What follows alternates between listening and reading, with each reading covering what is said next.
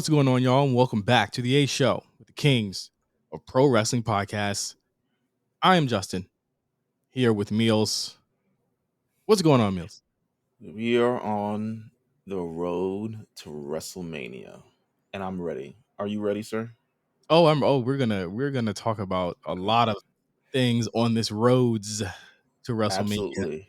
You know what Can I I mean? can I just say something that just really I got a couple things, but one thing that really just got like legit made me mad on Twitter, which is not hard to do on Twitter.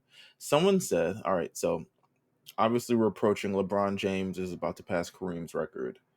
Um, for most points scored ever in career history. Like he's about to make history.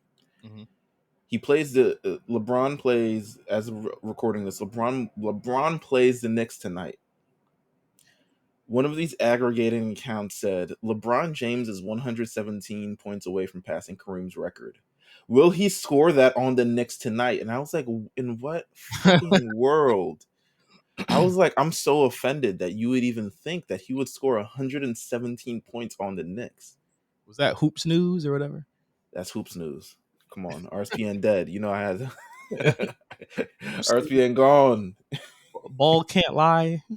Ball can't lie. Little hoops and brews. You know what I'm saying? Um, Twitter, I feel like has gotten more like out of control with the stupid ass takes since Elon was not gonna ban you for them. yeah, no, Like, I mean we're doing a lot. I mean, I just think Twitter. One of the reasons why I always felt like long form writing like reviews of music and stuff died is because everyone has an opinion on Twitter and they release it 20 minutes after whatever the fuck came out. You know? yeah. So there's no country for it unless you're really, really good.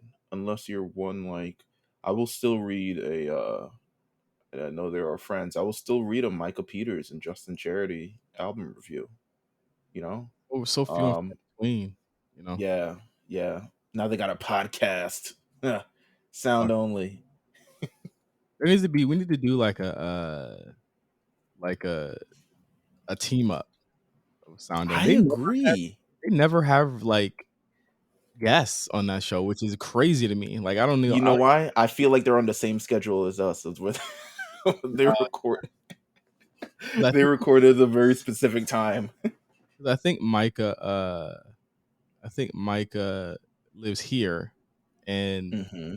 this motherfucker Charity is all over the world with it. Actually, he put out a story about online video games, and I connected him with some people at my job, and it was a really good story. If you haven't seen it yet, he put it out like a week ago. It's called like the how online gaming conquered video games, I believe, and Mm. it's really good. It's actually really good. We need to do a team up. Why the hell not? Charity, you Stop, listen to this. stop acting funny, nigga. Yeah, and Michael can come too. I'm not sure if he watches any wrestling. He doesn't talk about it at all. But at this point, I don't care. Second thing. Yesterday, I visited my old job. Yeah. Have you ever done that before? Like gone visit your old job? No. No. We aren't allowed back in. Um, I did it, and I felt great. You only went. That's like you going there to spin the block. It's like or your old high school like I class. told them I wasn't coming back. They said, "Oh, I thought you came in to say that you were going to come back." I was like, "I'm not coming back." Why would you come in and say that? Like that's such a Why would I? weird, Yes. thing to even say to someone who They openly. love me. Well, yeah, they love you, but they know that you didn't love them or that the job. You know. Absolutely. No, you're right. You're right. So I walked in because I was up and I met someone for lunch yesterday since I had a day off. And I was in the area, so decided to go because I didn't see my boss when I left the job because the week I left she had COVID, so she wasn't even in, so I never got to see her. So just say hi and all the other stuff like that. But it was nice walking in, no commitments. There was no trauma that unveiled itself. Um, People were like, "Are you happy?" I said, "Absolutely." A lot happier than you. And they were like, "Oh, where can I view all your writing?" I was like, "Here you can, and there you can, and if you can find it." But everyone's old, so when I tell them where I work, they don't really get it.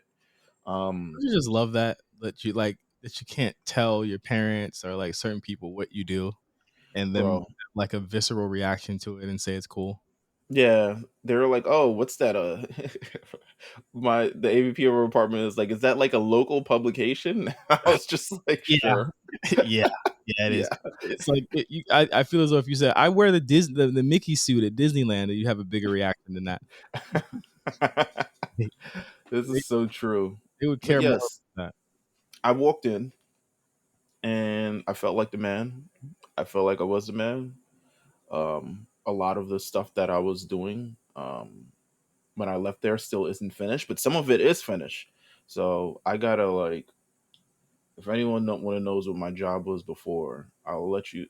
I get there's like pictures of like various construction things that are now finished, and it looks beautiful and stuff that I was working on. So it's nice to come back and see like the stuff that you were working on is finished, but the majority isn't finished because Yeah. stuff and time and construction and all this other stuff. But um, it was nice for those like 2 hours I was there, and then I left.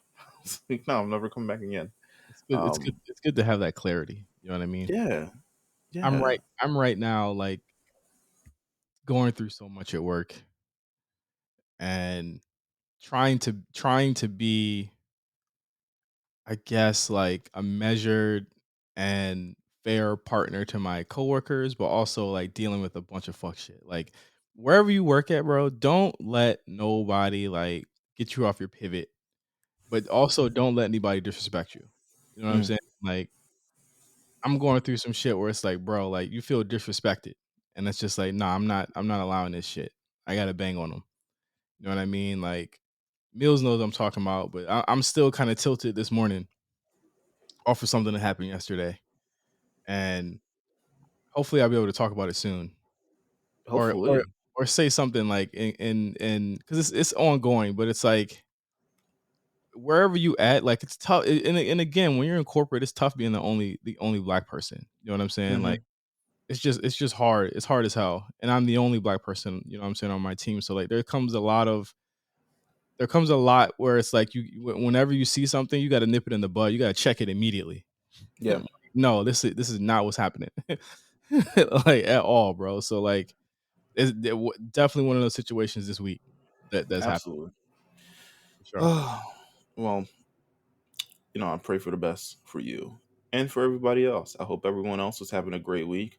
We're at the end of January. We're heading into February, Black History Month. The January big. took forever. January took forever to end. Yeah, actually, yeah, I'll say that. I'll say that. Oh, you know what I'm also doing? And I'll say that you helped inspire this too by seeing you. I've been on this tour, right? So for like the last 3 years due to COVID, I feel like I've trapped myself away from society and just general people in general. So I'm on this tour to like hang out with all my friends again.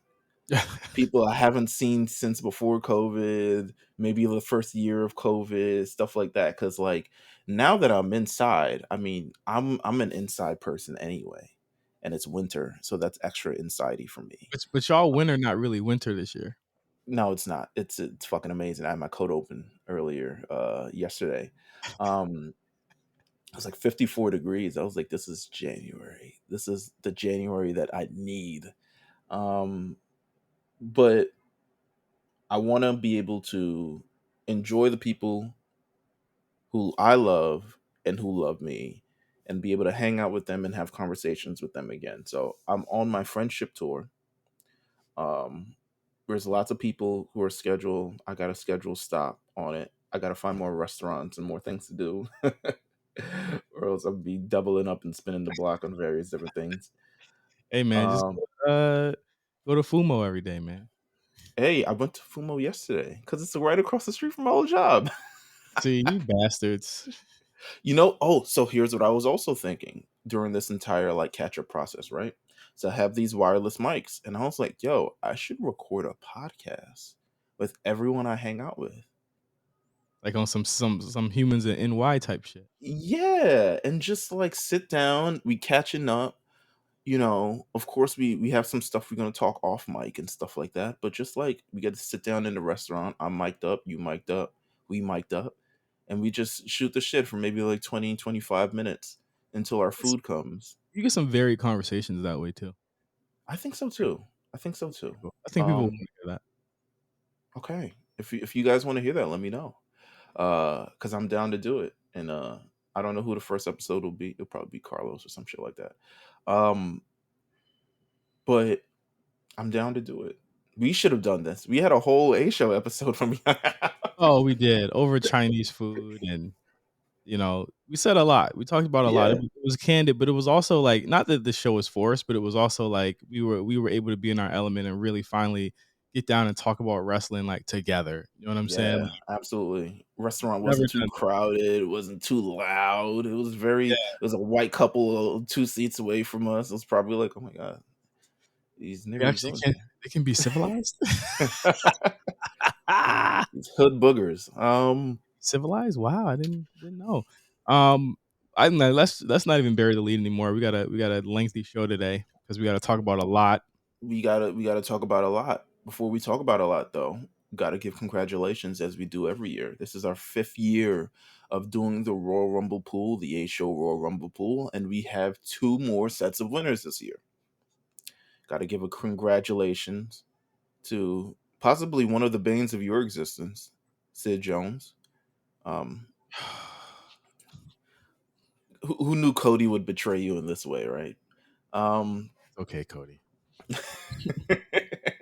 Man came out. We gotta talk about that because I didn't like how he came out number 30-1. We gotta Why? dip that into. I don't because I feel like the Cody route is if Cody booked his own Royal Rumble win, he's entering like number 3. It what it here's He didn't my even get a chance to do any hanging over the ropes and he shit, except for did. Well, he did it with Gunther. No, we can talk about it. We'll talk about it. Like We'll t- I am tired of this narrative that he had an easy road to the fucking top. He did not. I Anyway, mean, he made it so hard for himself, and then we have on Instagram who is Mike B, or on Twitter dope username, who longtime supporter. I'm very yeah, happy for him. I'm excited to have him on the pod. So those are our 2 Royal Rumble pool winners. Of course, we make stars with the Royal Rumble pool. It's just a history, and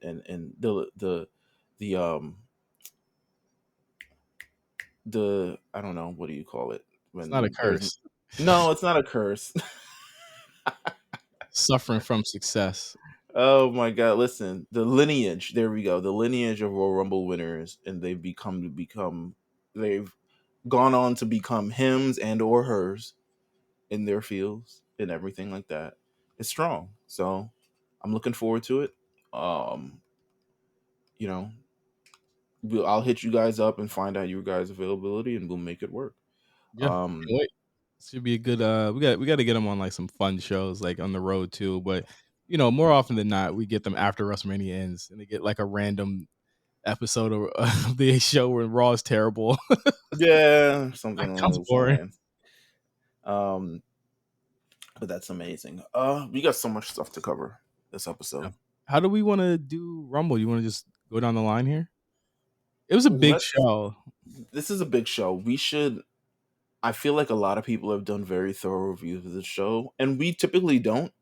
But I think this is worth a thorough review. Like this is worth the lengthy um, discussion about the show and kind of like all the after effects. So I'm down with going through the show, uh, kind of as it is. And I'm gonna open up Peacock right now and Have you and have. rewatched the show? Because I rewatched the end just like 20 minutes ago. okay, because I strangely enough rewatched the men's Rumble twice, and I rewatched the main event about 4 times over the God past damn. few days. Just had it on the Okay. background. Just had it on the background, just so I could Sure. analyze it a lot better. um, Listen, the men's Royal Rumble for this show is spectacular to me. Mm, I I thought that it built three distinct stories with the third act coming down to, okay, this is what you really wanted to see. Let's go blockbuster here. Let's go yeah, blockbuster Michael Bay movie here. But you had so many stories intertwining from the moment that Gunther comes out. You get Sheamus at number 2, and it's like, oh, we remember that story. yes. You get, Miz come out, and it's like you get the comedy there. Then he's out, in 4 minutes. He's Kofi injured. I don't know if you know this. I'm aware. Okay. If he's injured, he needs to go home. Listen, he's working hard. Some may say this is more heroic than Cody in some instances. You know, Who would say that? Who's saying that? some. If you're some, can you please call into the show? No, Let me know what the you're fuck you're not thinking. judge. Can we sidebar? Our A show Discord is one of the funniest shit ever. We had a mock trial. It was not mock. It was very real. I'm saying it's worth the price of admission to be there and experience what we experienced last week. I Because of presided. I because of video presided. games. I presided over it. It was more than video games. It's staying true to who you are and telling the truth. It's literally what it is. I And love you it. know what? I've had to become my own kind of Donovan Dijak in the Discord. It's in terms of serving out hard justice to everyone in there, because these people need hard justice. Amen. Still worth the price of admission. Great community that we've got here. Shout out to all the Discord folks. You Shout guys out are to awesome. Armand. Shout out to Armand has a new name now. I can't say it, No, but we can't. it's not a We're bad. It's not like we're a appro- we're derogatory. approaching the week of his sentence is almost up. So I thought that someone else's sentence was also up too. There was a bet between. We could talk about this one. There was a bet between one of our members, Duggar, who was literally on the show with me a month ago, and another one of our members, and he lost a bet where he would have to be banned from the chat. Well, I can't ban him because he pays to be in there, but like where he basically he had to be timed out from the chat for a whole week, and his sentence is up. I don't know where he is. this is having an adverse effect. Um, Duggar, come back. But back to the Royal Rumble. Okay, so back to the Royal Rumble. Um, the men's Royal Rumble, definitely fantastic. Highlight moments. First of all, Pat McAfee's back. How did you feel about that little The his surprise was great, and then he started talking, and then I realized that he had either no notes as to what has been going on for the past 6 months or 4 months since he's been gone, and um, he just woefully unprepared, going off he's on here for tangents. vibes. Yeah, He's on vibes. it became very, very clear that he was just, and he kept saying, I haven't watched this in months. And I was just like, that's not really cool to say. Like I don't really think that's cool to say. I don't think, listen, the one thing that I hate about, like, and I'm not saying it's Pat McAfee, but it's like, it reminds me of what certain people do. It's like when wrestling fans think that they are too cool to watch wrestling. You know what I'm Yes, saying? Where it's it's the like, worst. You yeah, guys know who you are. like, I didn't watch that. You know what I mean? Like, it's This is beneath me. corny. This is and you have your Yeah. little stupid ass things. Yeah, like it's beneath me to watch well, not like beneath, but it's like man, I started watching in Thank God 20. I don't watch it no more. Yeah, that type of shit. I was like, all right, and that's what Pat was given. You know what I'm saying? And I just thought it was kind of weird. I was like, bro, a lot of people have been excited to have you back, and it would be nice for them to have given you some notes. And on his show, he said that he actually didn't even show up to the venue until 27 minutes before the show actually started. And I was like, that's stupid. Like that's really dumb. I feel as though if you wanted to play a rib on Cole, you could have did it backstage if that was the case, or just done it for one match. You know what I'm Yeah, saying? And then had him leave, because throughout the show, I thought he was really egregious during the women's Rumble, where he was just actively was not talking because he didn't know who any of the women were. right. He literally going through the NXT stuff. show he was actually on at one point for a year and just acting like he didn't know anything there. I thought he was pretty bad during Roman and KO too, and I'm glad that Cole and Corey were up to the task and they took over there, because there was points where Pat was just saying shit and it didn't mean anything. I agree. I agree. He Um, almost ruined, but I'm glad he was smart enough to know not to ruin some of these moments, yeah, because he was just bad the whole night. I'm sorry. And the thing is, I like Pat McAfee. A lot of people have been like defending all of this, like how he was acting and stuff like that. I heard people saying, "Oh, this is a work. Like, this is clearly not a work," because Cole lost patience with him several times during the show. he loves him, but that's his his problem child. But he loves him nonetheless. Um, Royal Rumble, men's Royal Rumble. I'll say big points. I love the first half of the Rumble. I love. Coming out changed the whole vibe of Well, everything. yes, that yeah, absolutely. I loved. You know what I loved also? The Banger Bros working together the entire Hmm. time. Hmm. I thought Helping that each other. was yeah, and I think especially when we're working this program, obviously they're working with the Viking Raiders. Um, it helps build up. Okay, they have team chemistry and they're committed to the team, and they're not gonna just throw each other over the top rope because Royal Rumble is on the line. Um, so they were absolutely committed to working with one another. Um, Kofi missed the spot again. Wrap it up. It's over. I feel bad for him. I don't want this to happen to I don't want this to happen to my man. Brock came out. We got the Brock and Gunther stare down. I'm so mad. WrestleMania, I'm so WrestleMania worthy. I'm mad that it's probably not gonna happen. Yeah, I'm it's just gonna be probably not. honest. It's probably not gonna happen. I mean, we'll talk about it later. The roads to Bobby and Brock, I just feel like I would really much rather them wrap this up, because I just don't have the bandwidth or the care for another Brock and Bobby match. I just don't. I wish it started at the Rumble, kind of similar to the vein of Goldberg versus Brock back in 2004. Mhm. Um, where you're able to obviously there's a little bit of a short sprint and able to do these kind of things instead of it being drawn out with an Austin Theory feud in the middle of it. But Bobby eliminates Brock from the Rumble as the only person who probably could. And then, well, Bobby gets eliminated by Seth Rollins very matter of factly.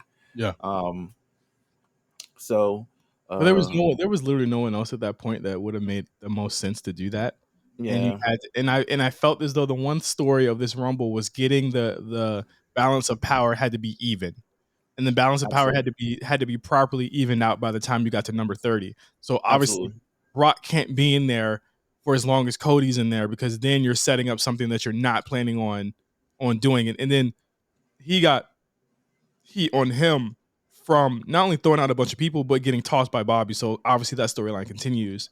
And since Seth and Bobby have had their matches already, you could have done that, because realistically they've already squashed their issue, and that won't continue because we've already seen it. Um, I did like the Rey Mysterio Dominic thing. How did Rey get injured on SmackDown? I didn't even catch him like hurting himself on I SmackDown. don't know, but he won and looked great doing it. I didn't catch him get injured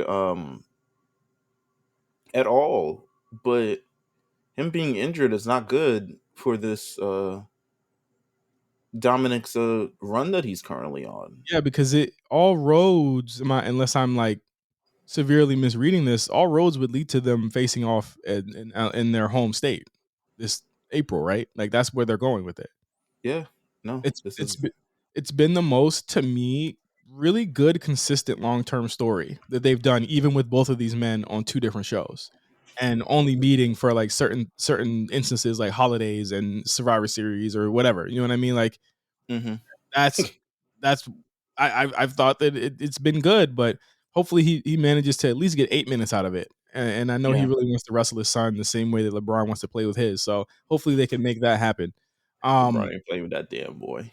I mean, he might. Who knows? He's if he looks this good at 38, I'm sure he can make it work. Um, I also love the once again Meelz third Rumble. This motherfucker returns to. I mean, Edge. at least he didn't overstay his welcome. You know, Oh yeah, no, I he mean not at all. he clearly he has a purpose in mind with this return and everything, and it was clear that Judgment Day was on his mind. He didn't overstay his welcome. He didn't eliminate anyone significant, other than I guess Judgment Day or was part of that. But he it wasn't a grand this is an Edge moment. This was more about we know who it is. Let me step out the way. Yeah.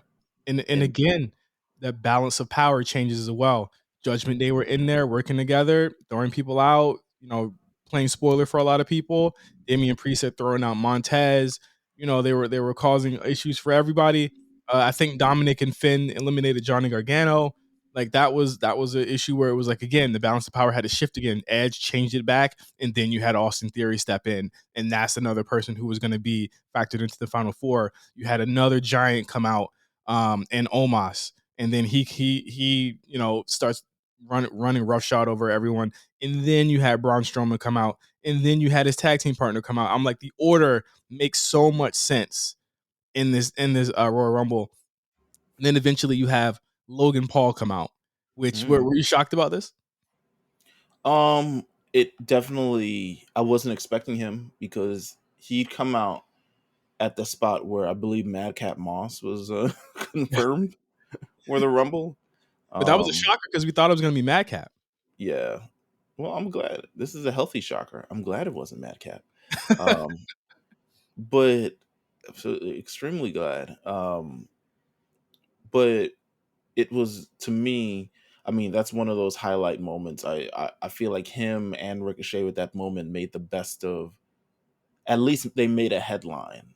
They took the moment that they had, the very few moments that they had, and still managed to get people talking. I Right. love the Logan and Ricochet spot. Um, by the end of this Rumble, there was a lot of heavy hitters in here. Like it was a Absolutely. very crowded. They had Braun in there, Sheamus, Drew, Ricochet. Seth, Logan, Ricochet, um, Dominic, Austin Theory, uh, and of course, number 30 himself, young Cody Covidius Rhodes. Cody Jamal. Cody Um, Jamal. well, I mean, I think a lot of people thought it was going to be 28, right? They thought it was going to be what was another number that people went from, like what was it, 18 or whatever, like the highest percentage numbers that people Yeah, win. 28, 27, something. I didn't know he was coming out number 30. I mean, it makes sense for the show. Like, all right, let's save this motherfucker for last. He Let's eliminates, but again, I look up at the clock, Meals. It's six. Well, here it was 6 o'clock. I'm like, this match has gone on for legitimately an hour. I was like, this match is crazy long, but I'm not mad at it. And watching it again, it still feels as brisk as it did when hmm I watched it on Saturday. It did not feel like I only felt it when it was like toward like kind of the end when the final four had to be figured out because there was a lot of Right. back and forth to get there. Cody comes out, tosses all the people, Theory, Dominic, all the people that had the biggest heat, all the heels basically. Him and Seth worked together on Logan on Logan Paul and Theory. I'm sorry, but Theory gets tossed out. Logan tosses out Seth Rollins, which we're gonna talk about later. Which I'm cool with that. Like I think that if he's not gonna get Cody and that's his direction, I think that we might be looking at a young classic right there, Meals. This man has worked very, very hard. So if we get Seth versus Logan in an exhibition match, I'm for it. I'm for it 100%. Honestly, as big as you can get without having a title match. You know what I'm saying? Like that's as big as you can get. But you had at the end Iron Man Gunther versus Cody Rhodes, and this is where I gotta deviate from what you were saying, Meals. I think that giving us Cody and Gunther for like 10 minutes was a really good match. Like they had a legitimate match. And I put the what they did out there in the ring up there with Taker HBK as the I final do two. too. I Like do too. it was such a good back and forth. You So many legit false finishes. so many. And the thing is that Gunther, I didn't know he had an engine like that. Like he was out there for an hour and 11 minutes. Broke the Man, record that was held by Rey Mysterio. my man Barbados Slim over here. You see what happens? See what happens? You trim a little bit. But Yeah. But you know what I did hear though, and we're gonna talk about this more as we get into the show and what people Okay. think, what people want. These people picked right back up on Cody like he never left. Mm. They was right I back. mean, he's what the game's been missing, and it's a little bit of a, you know, it makes me wonder what things would have been over the last number of months had he stayed. What feuds he would have gotten in, what programs he would have gotten in. How would this have changed just entirely? Would he have gotten a world championship match before Rumble? Um, He's back at the right time. Football is over for all intents and purposes on Mondays for the foreseeable 6 months that is going to be off TV, or what, yes, 8 months. 8 months is going to be off TV. They got it. They got their star back, and you can see the whole mood of Raw had changed hey this man, week. that's what I've been saying. I was like, yo, they needed Cody back. The mood of Raw was definitely different, knowing that we had a Cody segment or a Cody match coming out at the end of Yeah, the show. I was up. I was like, "Yup, Cody's back. I'm gonna watch this fucking match. First time ever. Oh, bet. Let's do it." it's amazing. It's So, amazing. Cody and Gunther, they have a little 10-minute match.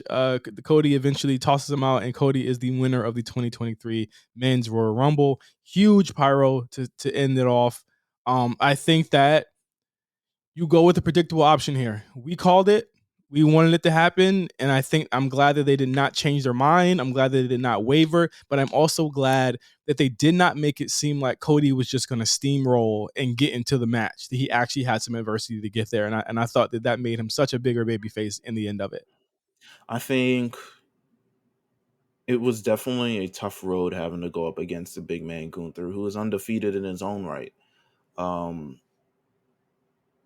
it was good, and it told a different story from the women's one, which we'll talk about a little bit later. Considering, I mean, number 1 and number 30 fighting is like wow, and it also puts Gunther over in a big way. You know what I'm Mhm, saying? mhm. Someone who can last, someone who's not, if he was going up against Brock, you know that Brock was in for a fight just as much as he's in for a fight. Um, it was H, good. It was good booking. give him something cool to do. H, I mean, Drew is cool. If he was to get Drew, I think they'd be able to do some magic. Give him something cool if you're not gonna give him Brock, bro. Give him somebody cool, yo. Even if we're gonna get Gunther Brock at SummerSlam, you know what I'm saying? Like, give him something cool to do. You got a star right here, and you got somebody that people are reacting to. You know what I'm saying, Meelz? Like, you got somebody that people actually fear when he comes out there, and Hmm. I think they made a big star, and a lot of people were doubting what they were gonna do with this guy. And I think between two regimes, they've made him they've not wavered on his character whatsoever. He's never lost, and he's only looked to me bad one time, and they Right. fixed it, of course, corrected immediately from him running Absolutely. from Braun Strowman. So shout out to Gunther, shout out to Cody, the winner, and we're gonna get into what he does in Raw a little bit later. But Bray Wyatt, LA Knight, Mountain Dew Pitch Black match, aka get the bag, get the bag, get the bag. This match was just as good as a Mountain Dew Pitch Black. This match, it truly lived up to the hype. How did you feel when the lights went out and it immediately turned into a "Put Your Hands Where I Can See" music video? Turned into goddamn Tron, not this bitch. I was Everything watching. started glowing. Face paint, I thought it appendages. was. Listen, match quality notwithstanding, because I think you got to kind of grade this on a scale I because, like, feel like this is definitely a this wasn't for the match. no, This no, is definitely a spectacle more we than anything. and let's just look at it from a kind of holistic standpoint here. Like, me and you, we both work or have worked in places that do experiential campaigns and big larger than Absolutely. life campaigns. You've helped do a really huge campaign last November, right? So, like, you know what it's like when you're setting up these types of things, and you have a creative team that have to make it up, and you have to work with another creative team who is run by, you know what I'm saying, someone who's even more anal and and narrow in what they want to do and how they want to pull it off, right? So Mhm. the Mountain Dew and WWE had the task of trying to sell bottles, but also try and make it authentic to whatever the character was in this match. I Mhm. thought that for what it was, having the glow in the dark stuff, the popcorn confetti stuff was kind of over the top to me. They was like, "Nah, But we gotta make it pop." what did work was the Firefly symbols on the ground and Yeah. like on the announce table and stuff like that, because it was like, okay, the universe of Bray Wyatt, the way they think of Bray Wyatt now, Meelz, to me, is that they don't think of him as a wrestler. They think of him as a actual like a superhero in their Right. show. Like he's a character, a comic book character within the show.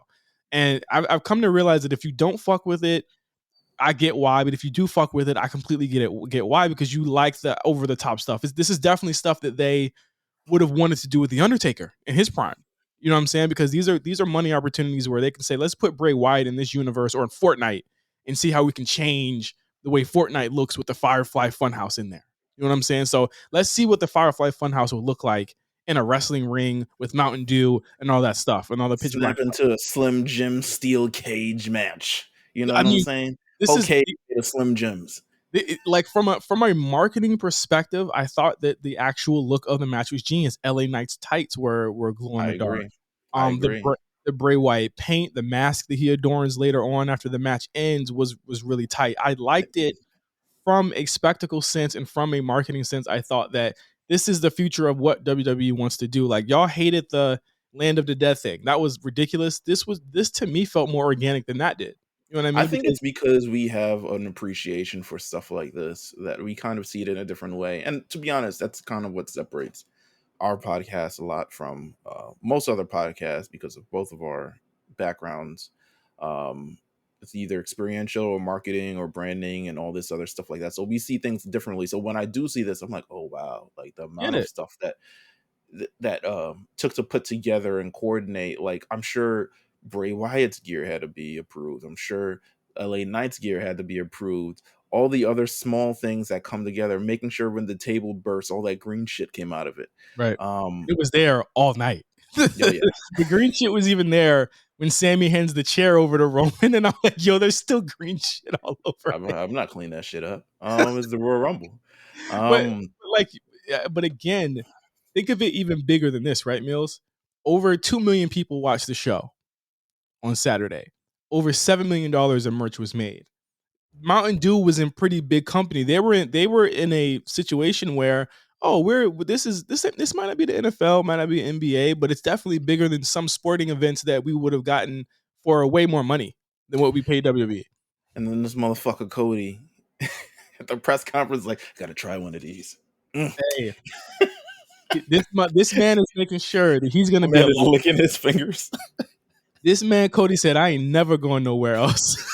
Yeah, I ain't never had no Mountain Dew like this before. Now, y'all taste God this shit? damn. Y'all taste it? Shit, Yeah, I need a fire. couple packs for the road. Ricky, fill up the truck. This nigga drank it. He said, "Ah." I hate this man. Nigga said, "Ah, yeah, this shit crazy."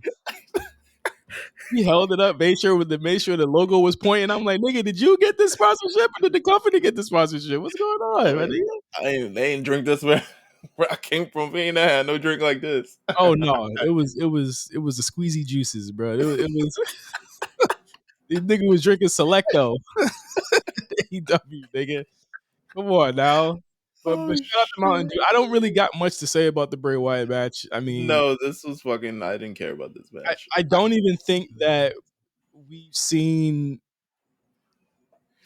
I mean, if this is what he can do, this is what he can do. But I think that in the end, Bray is going to continue doing what he's doing. LA is going to go on to me to bigger and better things. I mean, he was getting chance on SmackDown. You know what I mean? Like he's a guy that they could really put against somebody like a Drew McIntyre, and it would make sense. And I think that it would be pretty cool. Absolutely. Um, yeah, that's all I got to say. I mean, there was stuff that happened post match with Uncle Howdy, but I don't give a damn about that. No, I don't Um, understand it, so I'm not talking about it. yeah, Speaking of weird shit, Bianca Belair versus Alexa Bliss, quick 7 minute match. I'm glad that it was what it needed to be. it was. It gave what it gave. Yeah, And it gave that's it gave Monday Night Raw 7:15, or no, sorry, yeah, 10:15, and that's what it gave. yeah, yeah. It didn't really. I don't even think it went into really another gear or anything like that. It kind of happened. It ended. I'm Some gonna stuff. I guess Alexa Bliss is transforming again. I think they're gonna, put her into the folded braid again, which to me, I'm like, why? To be honest, I like know. I know it's there, but I don't feel like it's necessary. I feel like she's, I think she's capable of doing this, and I think she's a very talented performer in general for being able to be so versatile with all the things that she does. But I don't know. Uh, I don't know about this one, but hey, we're gonna get what we get. Yeah. I'm gonna Yeah. talk about my concerns with Bianca Belair when we get to Raw Oh, as well. okay. All Yeah, right. Okay. I got some real concerns with Hey, H. I've been hey, let me patient. ask you. Go ahead. I've been patient enough, but go ahead. You think Seth Rollins and Becky Lynch really do eat Applebee's? No. The bag smelled like the boneless wings, so they had to get into it. Um, Both Rumbles sponsored by Applebee's, by the way. so we are nearly 3 hours into this show already by the time Bianca Belair and No, Alexa it's two. Bliss. It's 2 hours. Well, yes, 3 hours if you count the pre-show. Yeah, yeah. Yeah, we're nearly 3 hours in. Um, Which I don't watch. yeah, see, look at you. I don't watch that shit. I don't watch that. I'm too pinkies in the sky for that shit. Um, They be saying dumb shit, man. 30 woman Royal Rumble match, 1 hour, almost on the dot, hour and 1 minute. Rhea Ripley comes out as number one. She goes coast to coast with 7 eliminations, the most in the match for this year's Royal Rumble. Um, this was a Rumble of kind of two halves. You bookended it, with a way better section in the middle of the middle of the show. I thought it had some really cool surprises to me. And Roxanne Perez coming out. I thought Zoe Stark coming out was like, like Zoe looked like she belonged out there because like she's like a mechanic, like she can really work. And I honestly feel like Meelz, like character notwithstanding, Zoe can outwork a lot of the women they have on the main roster right now. No, of course, of course. I think it's still all about finding that role for her of which works where it works the best. I feel she's definitely a worker, and definitely I still think anywhere she goes, she's a credit to whatever roster that she's been on. But it's just more so about finding the role. Maybe it's in a stable, to be honest with you. Maybe I'm not saying that she needs to be in toxic attraction, damage control. Um, but she's a quality worker, and yeah, this Rumble had a lot of surprises, especially this coming a couple days after everyone's complaining women not getting enough time. They got They got an at least a hour. Rumble, but they got time. Yeah, Except BFAB. BFAB got B5 got 36 seconds, and then BFAB was in and she was out. She got her spots in, and then she got her spot out. she you know.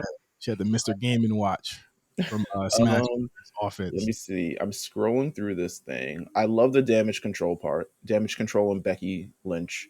I thought them continuing that feud, especially it all happening in the first half, right? So it doesn't really mess with The end. really the end or the result or really any. And I think that's usually how they pace these rumbles. I think they separate into the first half, the second half, all the kind of subsidiary stories you want to be able to tell for Mania, but it's not really related to the main event.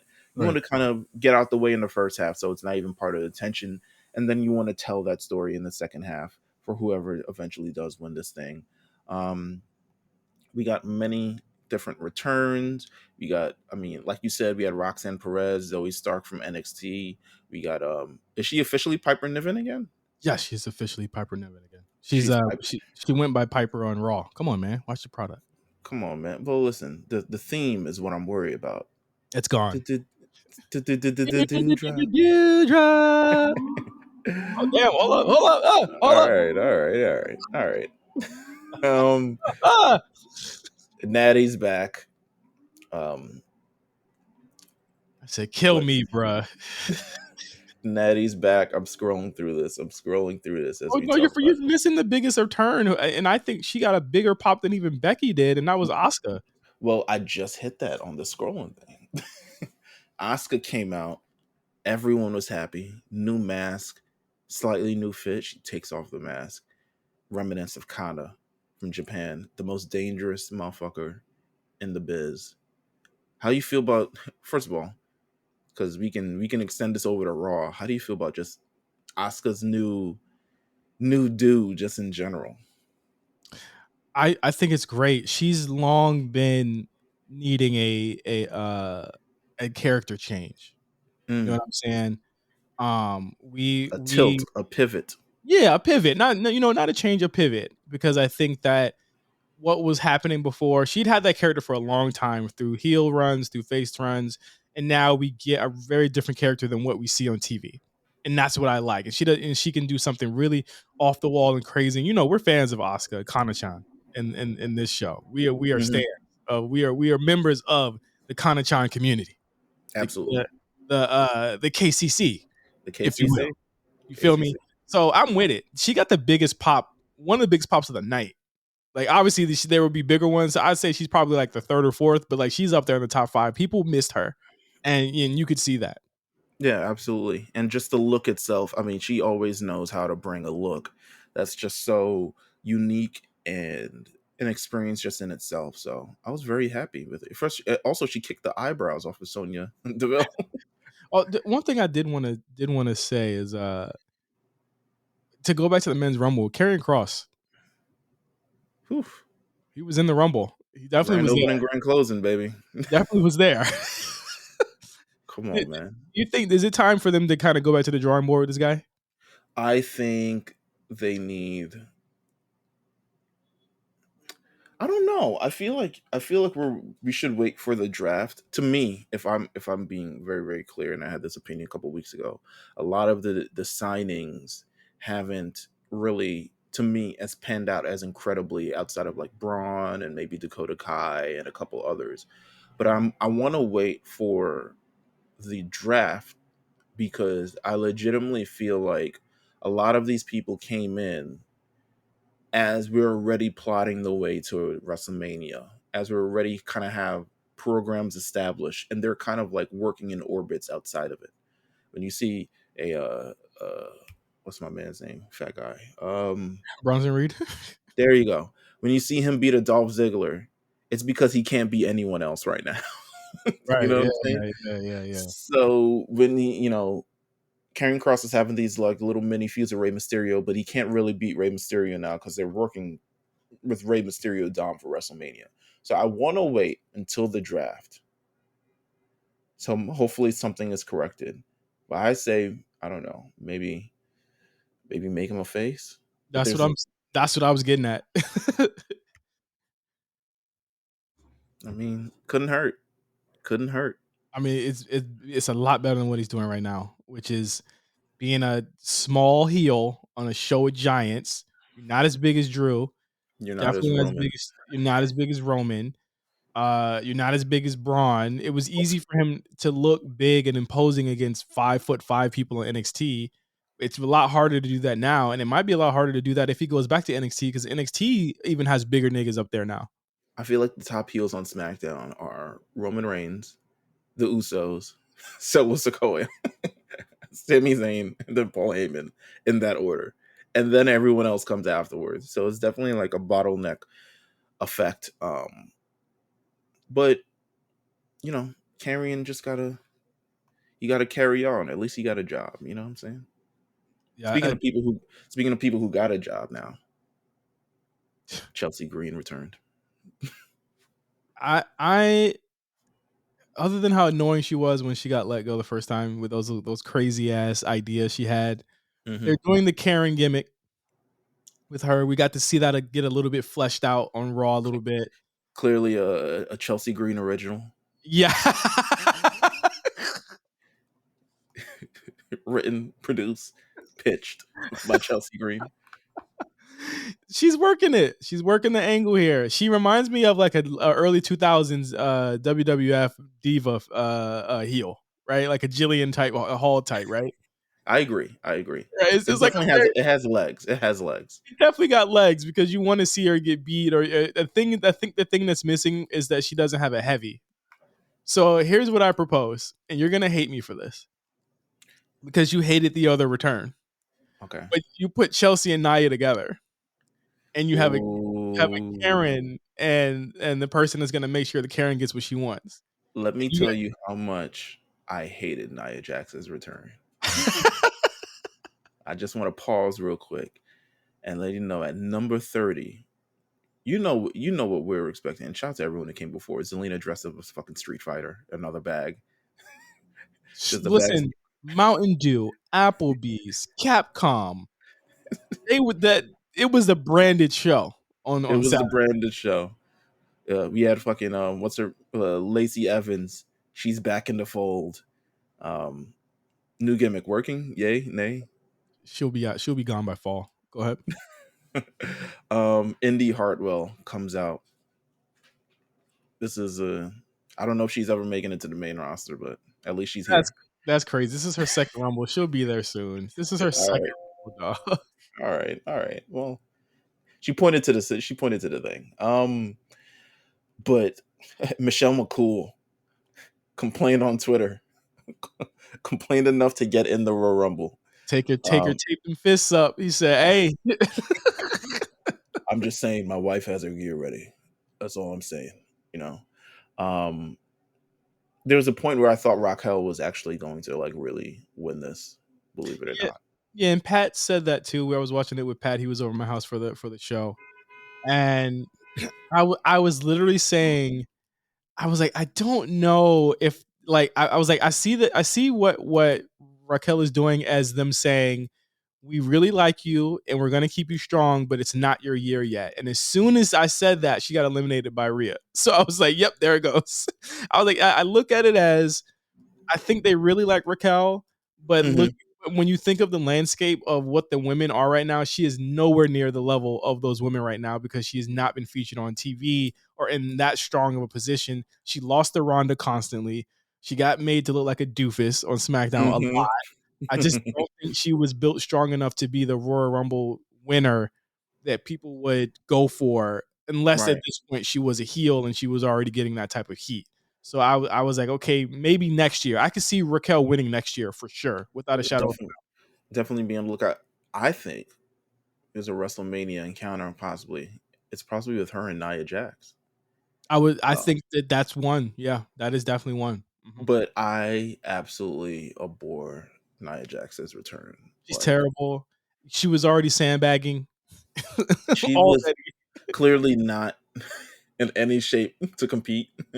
um, because she was eliminated, didn't really get any moves in, was eliminated quite, quickly. Um, Got one of the weakest riptides I've ever seen. I was like already sandbagging. Like it jump, bro.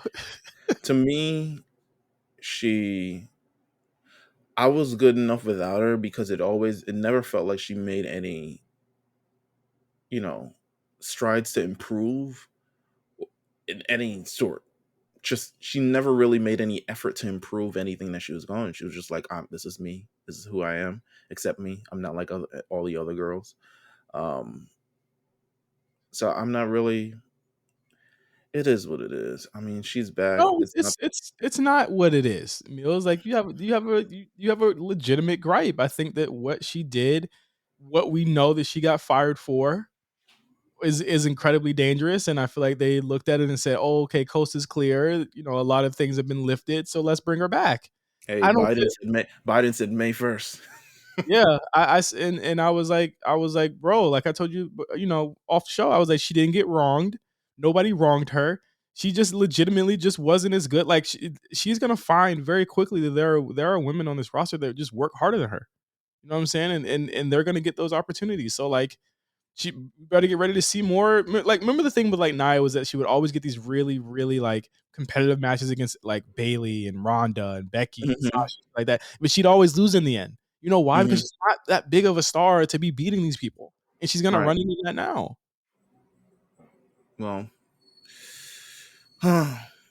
let's see how this goes. I just watched her get eliminated. Um, the final bit of the Royal Rumble, it comes down to Asuka, Liv, and Rhea Ripley. Mhm. Great exchange. Uh, great finish. I thought the finish was amazing. Um, Rhea hanging off the edge. Asuka blinds Liv. Um, Rhea eliminates Asuka very, very quickly, but also takes advantage of a blinded Liv and managed to eliminate her. I thought it was masterful. It was It, really, really good. someone in our Discord, I believe it was Oso asked. Shout out to Oso asked. If being the Final Four is an indictment of how the company feels about you. And I was like, yeah, I think so. But I also feel like the Final Four is which one of you out of the four can follow directions the best, right? Who can follow? Mhm. Because we're gonna make something really elaborate happen, and a lot of that has to do with you being on the top of the rope or hanging off a rope, hanging on the apron, which is a very small margin of error on that. Like, listen, the margin of error on the apron is very, very small. Like you could slip very easily on that shit. So like you look at You act like Kofi. yeah, look at what Asuka had to do in that whole spot, doing the mist, moving back.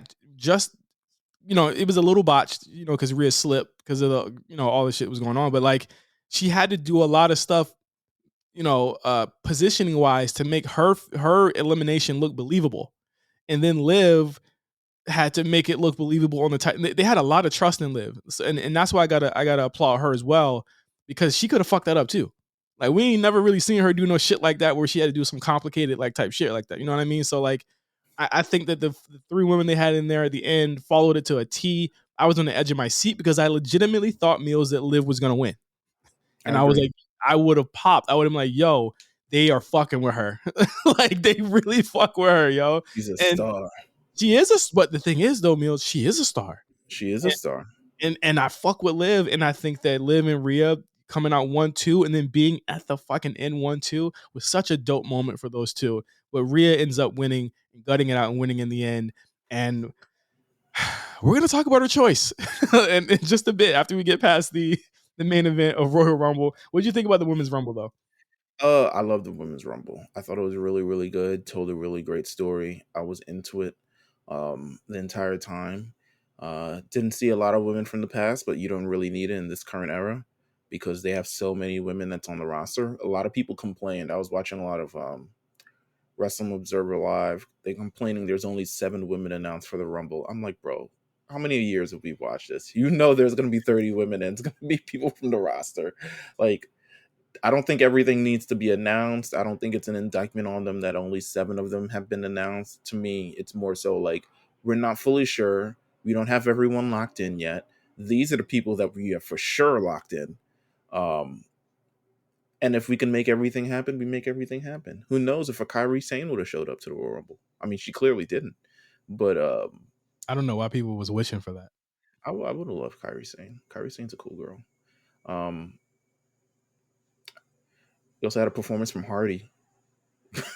Skip. I want to go pee during this moment. I'm gonna keep it a bug with you. The only good thing about this performance, I feel like this is the best performance setup they've ever had for a live Yes. performance. But the show was getting a little long in the tooth, and I was like, I know Roman and KO and them Like got 11 o'clock, I was like, all right, let me. they got something up their sleeve, but like I was like, damn. But the thing is that like it would have been better paced if they would have done that, started that show an hour earlier than they did. It wouldn't have felt like so out of place because it would have just been like 10 o'clock. But hmm um, we get down to it. Really good video package, by the way. If I haven't mentioned it, between Roman Reigns, KO, and Sami Zayn, I thought that if you didn't know what the hell was going on, that video package would bring you up to speed as to what the story is as far as Sami Zayn, the Bloodline, and KO goes. Right? No, chapter 1, the honorary ooze. Chapter Yeah. 2, like it KO. went really good. Yeah, Do you realize, Mills, that this storyline has been going on since last summer? I have. Like, like Sammy wasn't always in it, but he was always orbiting it. And I gotta say, just off the top, okay, this is one of the best storylines they've ever done. Period. I, And I, and to me, it's not lost on me. It features probably 2 of the best performers, not only in ring but outside the ring, and Sami Zayn. We've been talking about this since 2014, since Revolution 2014. That Sami Zayn, to me, I've been saying Sami Zayn is one of the best thespians that they've ever had. Mhm. Since he opted not to, um, since he opted not to use the NXT Championship on Neville and wanted to win in his own way, and then they did the whole KO thing again, Mhm. Revolution, Mhm. NXT Takeover. This man, they managed to sew in an emotional thread to their programs that makes you buy in on a level beyond the surface level. Right.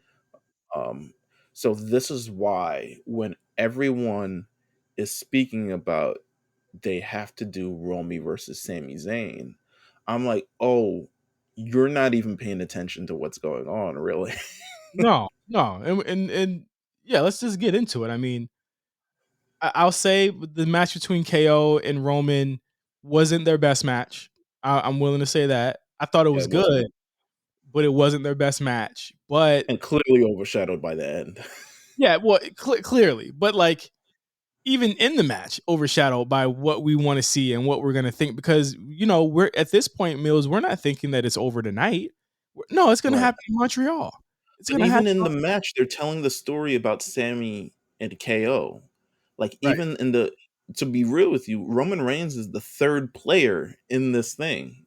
He is very much so. I don't want to say a prop because I don't want to think a tribal chief, but he's very much so a vehicle to kind of showcase the relationship or lack thereof, or as we see, there's more between KO and Sami Zayn.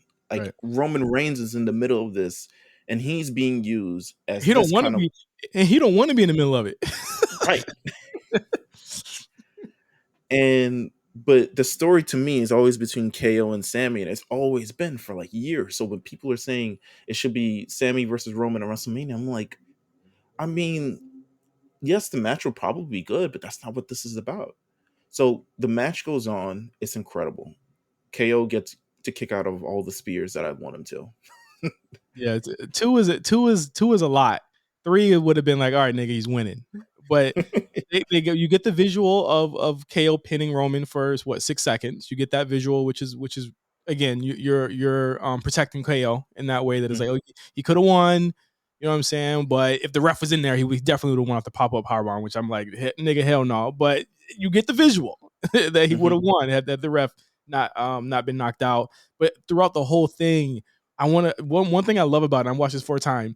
Is that after every near fall, the camera will go to Sammy, or it'll be Sammy in the background. You see his face. There's Absolutely. one, there's Mhm. one there's one near fall where they take KO out of focus and then go into Sammy in the background, then bring KO back into focus.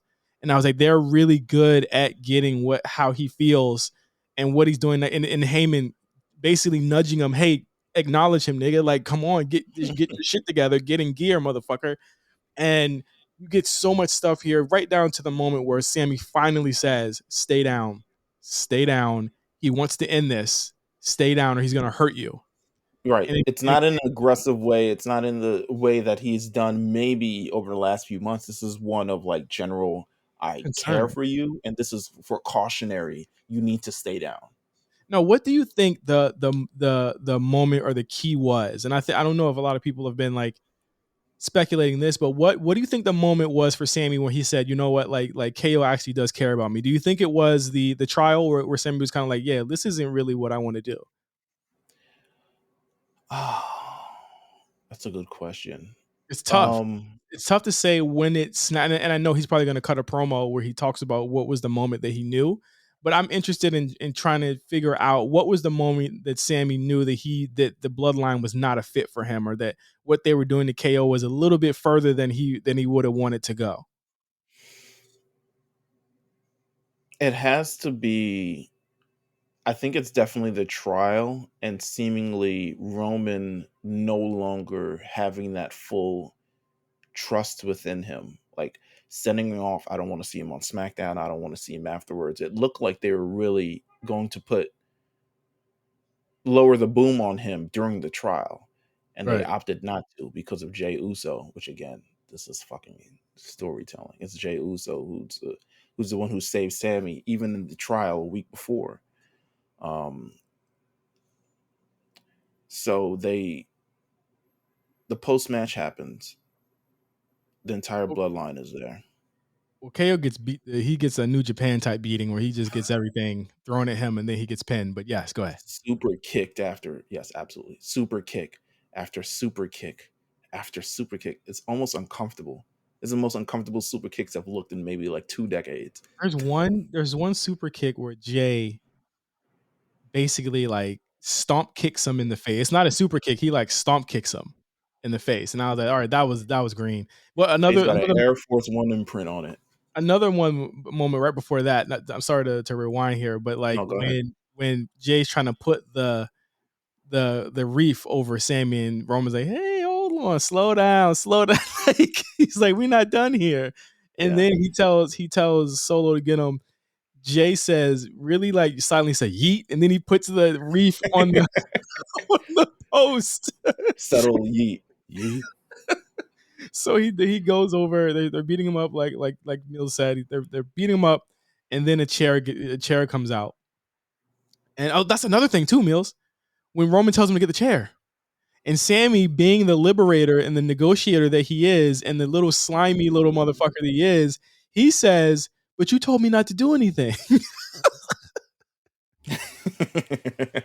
And I was like, oh yeah, you're cooked, brother. And then Roman was like, "Give me the damn chair," and it was at that moment where I was like, yeah, these two types of leadership, they don't work for these two. It doesn't work for these two. You know what I'm saying? Like, not at all. So like, the chair comes out, Meelz, and continue. The chair comes out. Roman Reigns is about to essentially blow his, KO's brains in. And Sami Zayn, as you stated before, the instigator, the great liberator, he comes in and he's like, listen, this is beneath you. We don't have to do this. He's dead. He's already dead. To which Roman Reigns is like, you know what? This is Right. beneath me. Maybe this is. So you're going to do it. He said, mods, crack his gym. as Jimmy Uso, his first role in this in the past 6 months, his first active role in this entire thing, he looks on in anger, and Roman Reigns is continuing like, you gotta hit him, knock him out. Come on, what are you waiting for? He said, I'm like, bro, the ring is yours when you're in the bloodline. So he said, you either do this or you go back to doing jackass shit. man, is this how gangs really work? Yeah. I said, first off, Sammy definitely got a 65 on this test. He's definitely failing this test. But I think he just found out that he was getting jumped into the Bloods. So like, I don't know if he's really ready for all of that. So like, Sammy basically says, okay. And then Roman's talking his shit. He's talking his shit.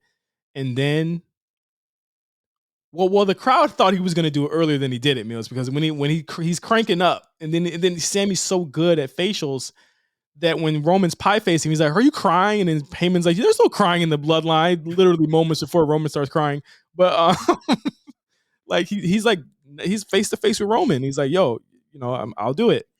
Then boom, cracks him, hits Roman in the back with the chair, reminiscent Big of pop. the biggest pop. Listen, I don't want to compare to anything, but this is the biggest pop I've heard in a really long time. In a long time. I was there in Dallas when Stone Cold came out. I'm not gonna. It's up there. But here's the thing: first of all, everyone's on their feet. Everyone's so invested. Nobody At left. some point, yeah, there's silence with all of this because essentially we're watching theater. We're watching this all go down. This is the moment everyone has been waiting for the last maybe at least 2 months since the Survivor Series thing. They've been waiting for that kind of rekindlement. Sammy reaffirmed his allegiance to the Bloodline at Survivor Series. Now, a couple months later, it's definitely way more than fractured. He hits him with the steel chair. That big pop goes. And Sami Zayn turns to his brothers and be like, listen, I'm sorry, I can't just do it. can't. Yeah. And then Jay says, "What are you doing? I called you my brother, man." Man, what are you doing? And then Jimmy hears him say, "I called you my brother," and the super kick rings off, and they start beating the shit out of him. And I tell you what, I was there in Dallas. They cheered the bloodline. I've seen it every week, and I've said it in our chat, and I've said it to you, and I've said it on the show. These motherfuckers need to get booed because people like them way too much. They like them too much, and it's not going to be good if Cody or anyone who wins the Rumble goes in and they're trying to face Roman because they're not going to get cheered. They booed the shit out of the bloodline. The bloodline is cooked. Even on Raw, they were getting boos. They're cooked. They're not going to be seen as baby faces anymore, and that was masterful the way that Triple H and creative managed to twist their fate around and get people off their sides, because I was very concerned about this. They're beating him up. Roman's crying, I gave you everything and you did all of this. And then all you hear, Meelz, is Jey, Jey, Jey, Jey. And then you notice Jay's in the corner, visibly shaken by what he's seeing. This is a guy who did not believe. And what did I say? What did I Listen, say? listen. I said it This was gonna be. I said Jay was gonna be in the opposite spot. I said this. this is a man who was beaten into submission years ago. Right. This is a man who was 3 his years own ago. 3 years ago, who was his own man before, and kind of brainwashed, right, Right. into this line of thinking, along with his brother. His brother wasn't with it too, but Roman beat his ass into submission as well. And you're watching this man who previously was unstable always throughout this entire thing, and you're watching him like malfunction in real time, right? Because all these memories and all this trauma is going through his head as he's watching his brother, who we call his brother Sami Zayn, once received a beating that he once received as well. Mm-hmm. And it's that malfunction where he's just like, I can't. He's like That's the smoke starts. bloodline. That's it. That's the bloodline. When he left the ring, I was sold. I was like, oh, this took this from just a beat down, a wrestling storyline. These are real, like not real emotions because it's all fake, but It's real. It can be real. It can be this real. is this is as real as it gets, right? This is like something. This is something completely left, and it's less of I'm doing what I'm supposed to do as a bad guy, and more like he's staying true to the character that he is. Because because Meelz, it's betrayal on both ends when you think about it, right? From Jay's end, it's a betrayal from Sami, but really is it? Or is it Sami truly doing the right thing and what family would do, right? Because that's why he's conflicted. KO is essentially his family. Sami is not their family, but KO is Sami's family. So Jay is like, this is that really a betrayal? If you're beating, if someone's beating on my brother, I'm gonna protect my brother. Right. The same thing the bloodline would do if someone attacked them. You know what I'm Mhm. saying? So like Jay is essentially like, yeah, that's what I would have did too. I like this guy. He stands up for people. You know what I'm saying? He stood up for us the same way he stood up for KO. You know what I mean? And that's the emotional kind of sense about it. And it's like, yo, who is really right or wrong here? But it's like at the end of the day, like KO and Sami do this all the time. You know what I mean? Like but they still love each other. They still have respect for each other. And that's a respect that Roman just doesn't have for anyone. See, the thing is that Roman gaslights and manipulates everyone to do the things that he wants them to do. But Jay's the only one who has free will, the same way that Sami had free will to say no. Mhm. And Jay seeing that is like, oh, fuck, he said no. I said no once. And they did the same thing to him too. So a big He thing with this, I'm sorry, go ahead.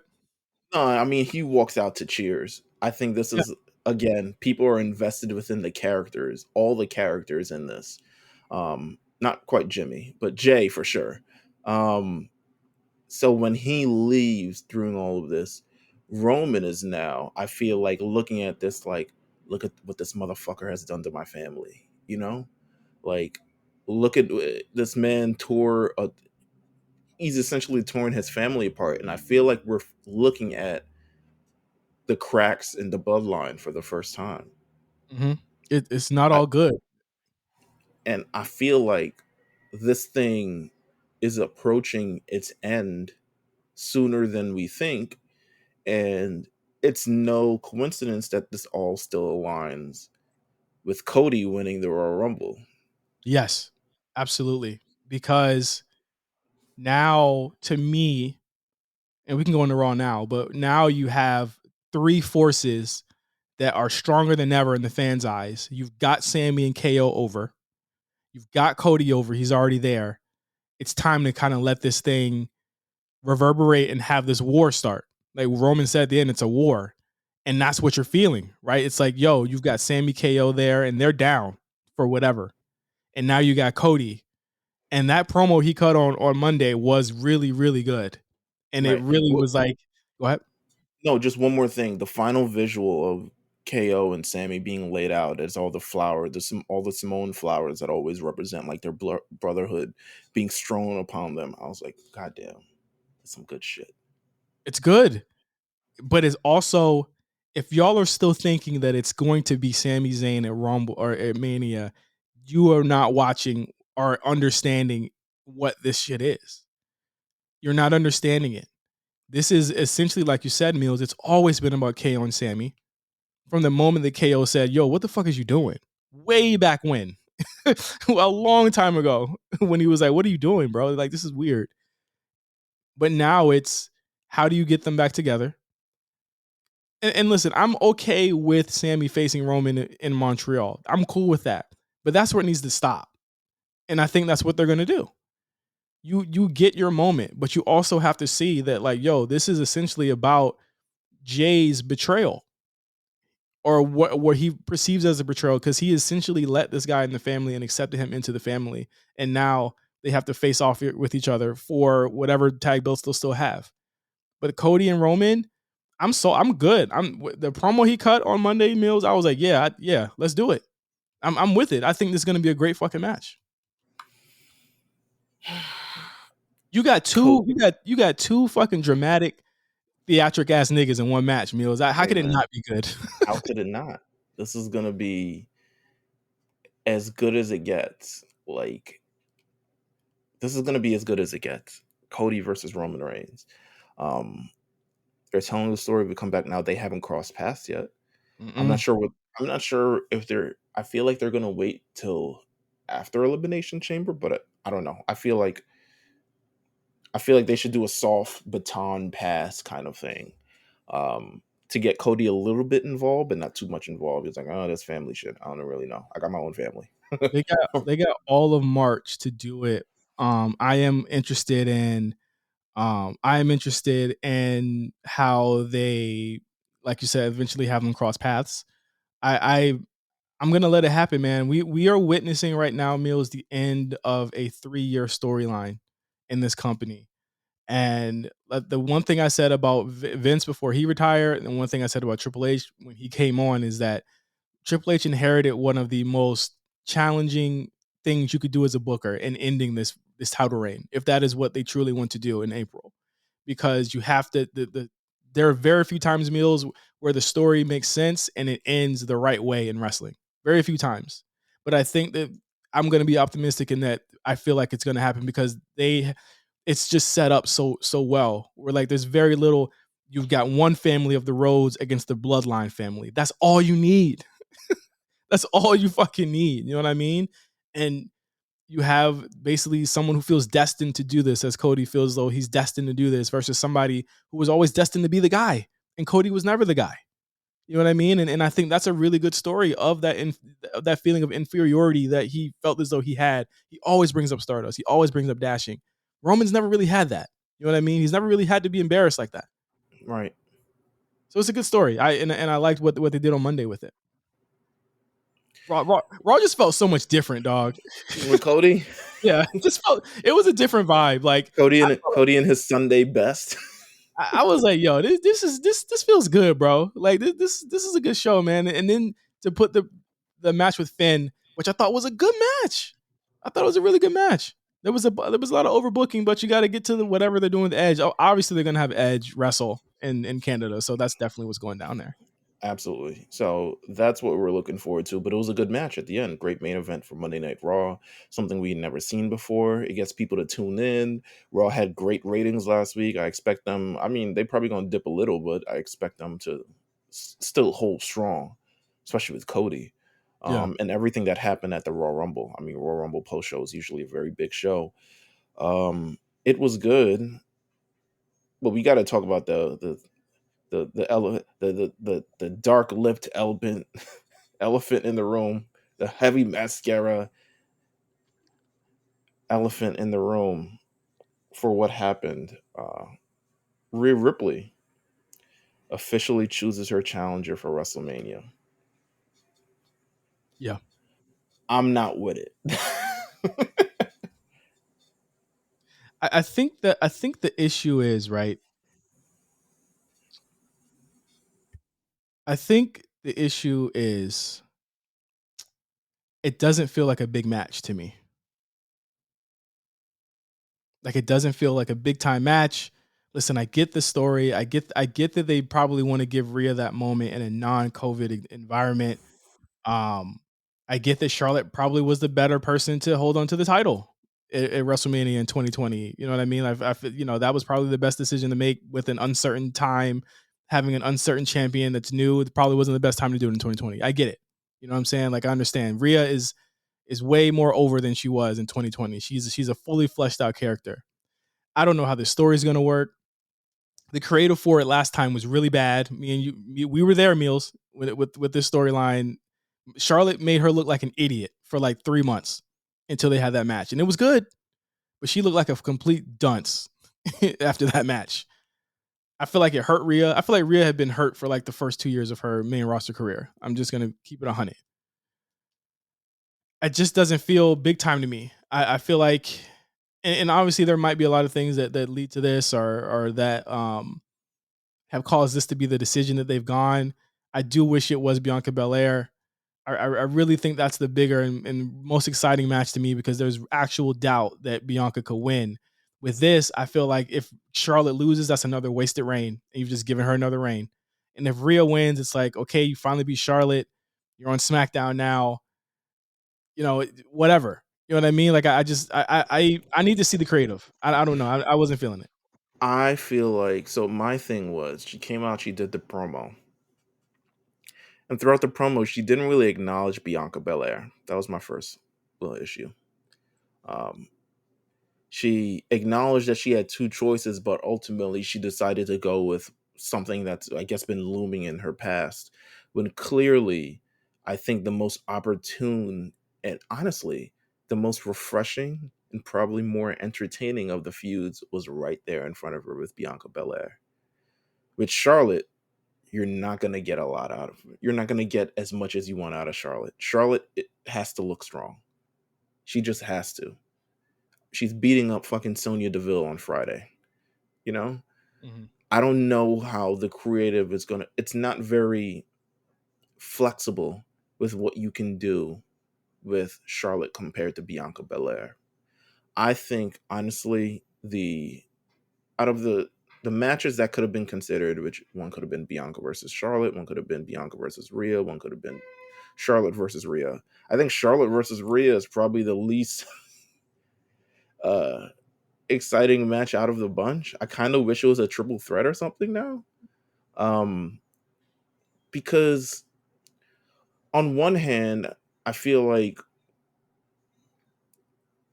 I don't see it for Charlotte versus Rhea as it being this top notch match. I mean, we had it in 2021 in the Thunderdome, and we've seen what they can do.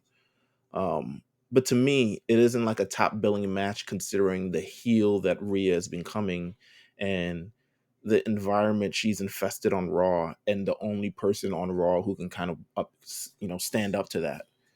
Um, but on but in that same thought, Triple H loves Rhea Ripley. He's loved Rhea Ripley for years. She won a four. She won a War Games 4-on-2. She became the sole survivor to Survivor Series in 2019. And then got nerfed by Charlotte in that April, and they Yeah, took yeah, yeah. her. Once she got up to the main roster, and it was out of Triple H's control. But he loves Rhea, and I think he wants to make Rhea just as big of a star as Bianca Belair without Right. having to sacrifice Bianca Belair. Okay. However, I like that. You know what? I like that. I like what you just said there. however, you kind of do sacrifice Bianca Belair a little bit because the spot for her at WrestleMania isn't as big as the last 2 years, or really as big as it would have been against Charlotte or Rhea Ripley. Are Yeah. we really maximizing the potential of Bianca Belair in this moment? No, By, and I'm fucking worried. I'm worried. I'm lipo to the end of me, but it of feels like course, after the story, the Becky story ended, we've just been kind of treading water. because You know what we I'm were like, saying? okay, it's gonna be Charlotte And it felt like that, and or obviously, Ronda. or Ronda. Yeah, you're right. And we've got a reign that needs some adversity. We've got a reign that needs something that Bianca can sink her teeth into. There's no doubt she's a star. She's a star with or without the belt. We know this already.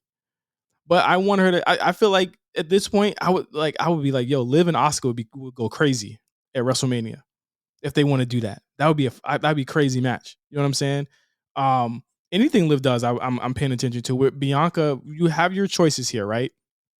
For the women's elimination chamber. Who's in there right now? Um, Raquel, Liv, Asuka, and somebody. possibly Dewdrop, There's only two more Carmella, spots left. and we don't know who the last spot's gonna go to. Yeah, yeah, yeah. I feel like the last spot, whoever gets it, is gonna be the one that wins it.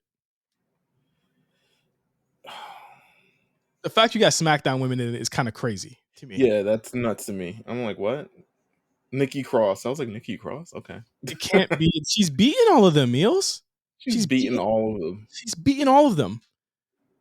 I don't mind if she runs something back, but it's like, is there enough time for that story to have something you can sink your teeth into? I'd be like, yo, fucking run Alexa back. They've done more in the last 2 months than she's done with any of these people. I agree.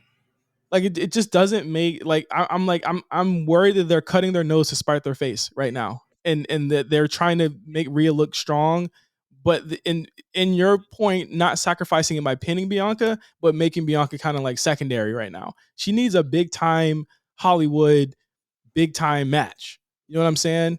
Mm-hmm. If it is Ronda and she decides to come back and do that, all right, I'm a little cooler with that. I'm cool with that. Ronda's cool. I could deal with that. She better come with her A game, but I'm cool with it. But we thought that the two people we thought she was gonna face are facing each other. How Which is crazy is nuts. this? That's crazy. It makes me wonder what the hell actually happened Between Ronda with and this Charlotte? Ronda thing. Yeah. Yeah. Because to me, the plan was the plan was I feel like was Becky versus Ronda. I can feel that was at least a plan for sure. Which would have left all three other girls able to mix it, flex it, whatever combination of it. Could have been a triple threat.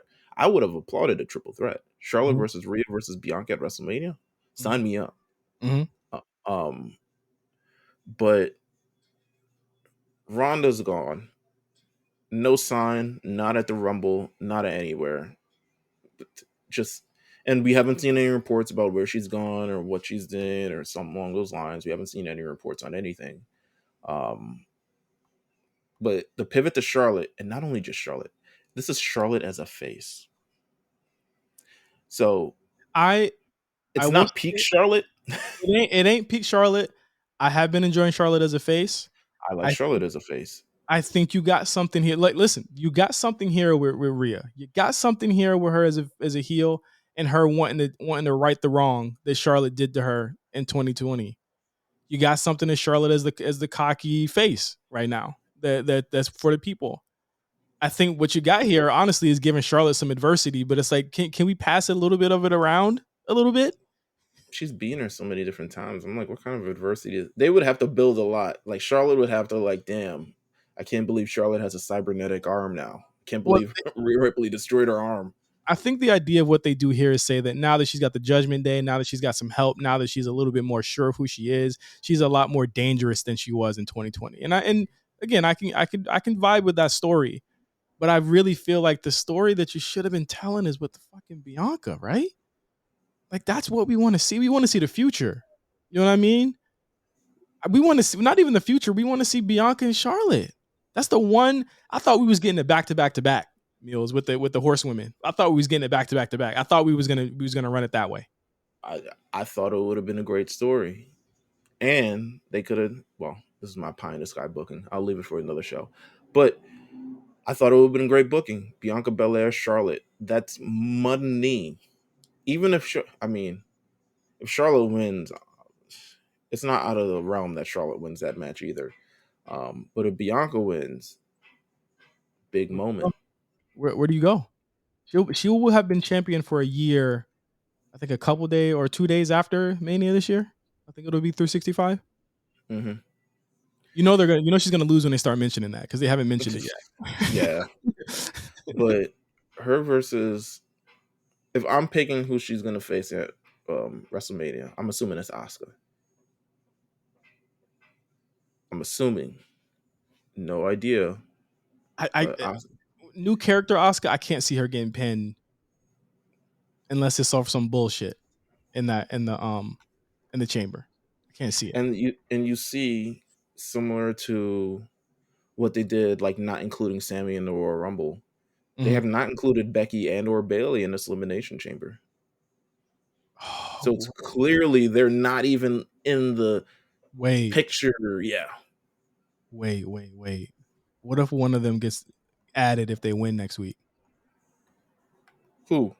Becky or Bailey? What if one of them gets Are added? they in a fatal four way? I don't think they are in any of the fatal four ways. I know, but whoever wins the cage match gets added. I mean, that would be hard, but they only 2 spots left, and they have 2 fatal four ways next week. There's two. Yeah, Who's in, there is. who's in the second one? They haven't announced. Hold on, let me see. Let me see. I thought Fifth it was just spot. one. Oh, okay. All right, no, never mind. It's one. It's Yeah, it's one. just one. It's just one. Yeah, like what would the second one would have been? What, Chelsea Green, Chelsea Green, Xylee? Shayna Baszler. Nah, I ain't believing none of that shit. Nah, I mean, they could potentially say, oh, whoever wins the cage match, they'll be automatically entered into that, which makes it interesting.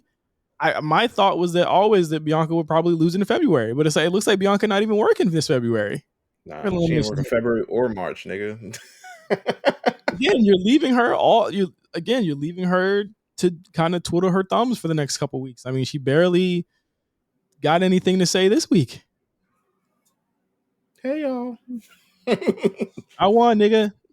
and then dipped. I am concerned about the women right now. I have no concerns about. Listen, the top two matches right now at WrestleMania, I feel like Roman and Cody are main eventing night 2, and I feel like the Usos versus KO and Sami Zayn are main eventing night 1. Period. You send the fans home happy. A tag match main event in WrestleMania would be big. Ladder Seeing match. this is WrestleMania 1. Make it a ladder match. That's big enough. That would be a crazy match to end that show off of, a ladder match. I can't see with what it is right now. I can't see either, like, The for ladies. sure Bianca not main eventing this year at all. Charlotte said, we had Stone Cold last year. There's no Stone Cold this year. Give me my spot. I want my match. I want my main event spot. That's what Charlotte's saying. Also, yeah, speaking of news, Meltzer reported Stone Cold not having a match this year. He could show up, but he's not having a match. And obviously The Rock is not having a match either. We knew The Rock wasn't going to have a match. I don't know Yeah. why people were fooling themselves into thinking he was showing up. And good for us for not having it. We don't need him to.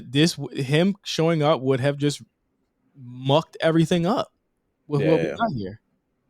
Absolutely. Anything else will happen on Raw that you were geeked about? Really good main event. I think that they're very clear on what they want to do and where they want to go with Elimination Chamber and Smack and WrestleMania. Seems as though Seth and Logan is pretty much confirmed at this point. Seth won't talk about it. I continue to be kind of intrigued with where they're going with this Bobby Lashley thing because they're keeping Brock's name out there. But like I said earlier in the show, I have no like emotion towards another Brock and Bobby match. I don't care. Like I want to see them move on.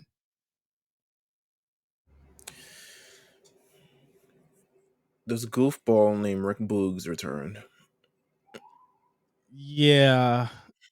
What's Nakamura gonna do? I'm weird. I feel strange about that too. It's like you had a bunch of SmackDown people in the women's one, but put Nakamura in the fucking Elimination Chamber for the U.S. title. And again, U.S. title chamber, nigga. Yeah, that's why I was like, come on, what are we doing? Come on, nigga. Get out. What? There's 3 weeks to go, so I mean, I get it. Like they're basically. No, but I mean, there's no second world title, so there's nothing they can do. Like, okay, well, this other world title can't get it. But like, IC title. do we? But to be honest with you, I'm like, do we even need to have 2? No, because those are long ass matches too. But Yeah, I was like, do we need to have two elimination chambers, especially you're gonna do one for the US title? because remember, doesn't the elimination chamber not like start until you can be No, eliminated? you can eliminate it. You can be eliminated beforehand, but still, it's like I don't think the US title warrants this at all. I don't either. I mean, we'll see where they haven't deconfirmed Cena yet, so that could still happen. You know what I mean? So, um, I mean, it's going to be a match. But Bobby, I'm like whatever. He's a face again, and now MVP looks to be becoming a baby face too. So we're gonna probably have a baby face hurt business, which Yeah, I guess so. could For be Black cool. History Month. Yeah, which could be cool. I thought the matches worked really well last night. Last night felt like a after show where they were giving a lot of people breaks, but it was still enjoyable with all the stuff they had in between. Had a lot of promo stuff on the show, which is odd and different for Raw lately. Um, the Becky Bailey segment, Meelz. Spicy. It was talking about that shit, but I also love that you finally gave Becky an edge that I don't feel like she's had in a while, in forcing her to do that match. Um, Bailey was wilding, yes, she was. But I liked it. It was good, man. I fuck with it. I think I could watch Candice and EO any night of the week. I think I've proven that. I think they've proven that. Hmm. And every time they face off against each other, they both get cheers. And I think that is something that's really important to continue to do is to give these women that are not Bailey, Becky level, Bianca level, keep giving them that mid card spot. And I think Yeah, it's cool that they actually have a mid card on Raw. So I like it. I yeah, like it. I think that What else? was. I That think was that was. pretty much it. Yeah, I don't That really was want to talk it. about anything else. Make sure you guys listen to the War Report this week. NXT Vengeance Day is this Saturday, right? Yes. It's Yes, it Saturday or is. Sunday. Um, Saturday. I'm gonna name the matches really quick. Let me know if you're excited for it or not. Okay. Roxanne Perez versus Gigi Dolan versus JC Jane triple threat match NXT Women's Championship. I'm in on it. I thought the segment last week was very good between those three. Katana Chance and Kaden Carter versus Fallon Henley and Kiana James. It will be on in the background. Apollo Cruz versus Carmelo Hayes 2 out of 3 falls match. Yes, yes, yes, yes, yes. Absolutely. Absolutely. I I Um, I have been a fan of what they're doing. These two are doing, and I think it's your bridge to get Carmelo to stop being a heel. Is to have this feud. New Day versus Gallus versus Pretty Deadly versus whoever wins the triple threat match between Chase University, Malik Blade, and Idris Inofe, and the Diad. Um, It'll probably be yeah, the dyad. It'll probably be the dyad, and I or the think Dyad. Sorry. the dyad will win the match. I think the New Day are needed elsewhere, but I think it's going to be good. I mean, they always kill it. I have no doubt in their tag teams. They just need to have a direction. I'm high key thinking Chase University wins. Um, I just feel like they need another guy who's I don't know. No, I guess they don't. But I just feel like Chase University wins. Um, The reason I don't feel like they're gonna win is because the Duke factor is gonna fuck them over here. mm, They've been teasing Duke too much. okay. Wesley versus Dijak North American Championship. This should be a banger times two. It should be. I am still not a fan of Dijak's character. I think it's very um, white nationalist. It's very Too weird. much tan too. Way too Yeah, much tan. exactly. I feel like he always gives himself these gimmicks where like he might not be this type of guy, but it makes him look like a complete idiot. Like he looks like a video game character. It looks crazy. He's from Lunenburg, Massachusetts. Oh, he might be one of those guys then. Listen, just had to do my research. Main event: Braun Baker, Braun Breaker versus Grayson Waller steel cage match NXT Championship. I would have been more. Well, I'm excited for the match because of what they did in between this, but I feel like you could have got here without you could have arrived here without making Braun look like a complete pussy at New Year's Evil. I thought he looked really terrible, allowing that count out victory to happen. Like that's just not what a champion would have did. I think they are running on a treadmill with him right now. I'm, Mm-hmm. I I think this match will be good. I think Grayson Waller does show up in these big spots. But I think we're ready to get to stand and deliver and finally have Braun kind of drop this title. NXT, the men's roster is literally being held up by him being champion for so long and him beating everyone. So I'm excited for the match. I think it'll be good. Braun Breaker is not really disappointed me in any main event thus far, but let's get to the next step for him. I agree. So that'll be the card this Saturday. Make sure you guys tune into the War Report this week. They are always entertaining as they talk about NXT and AEW this week. I also think that, and I actually believe, I haven't got confirmation, but I believe a Rewriters Room return is looming. So make Ooh, sure you guys stay tuned on the feed. You guys dropped spot callers earlier this week. Talk about it a yes. little bit. We were gonna go violent, but then we decided to do a tribute to Jay Briscoe. We reviewed Supercard of Honor 7, which kind of pinpoints a tumultuous time for ROH after Jim Cornette got fired and how they were trying to get their groove back, so to speak, in 2013. So listen to everything that we talk about here and listen to us talk about how great Jay Briscoe was and why his title win on the show was so surprising and shocking to everyone at the time. Make sure you guys listen to that and subscribe to the Patreon at patreon.com/the A Show RNC. If you have not already, we got a ton of content already in the back end. We got more exclusive content coming. We got more stuff down the pipeline that we're planning. If you guys want to join the Discord, trust me, it is a community that you want to be a part of. And it is also like some of the greatest people that you ever, or, yeah, some of the greatest people that you'll ever enjoy. So, I got nothing else, man. Take us out of here. All right, for Meelz, I am Justin. We're on the road to WrestleMania, so that means the shows are only going to get bigger and ours are only going to get bigger too. So make sure you tune in every single week to the A Show. Thank you for listening this week. For Meelz, I'm Justin. See you guys next week. Peace.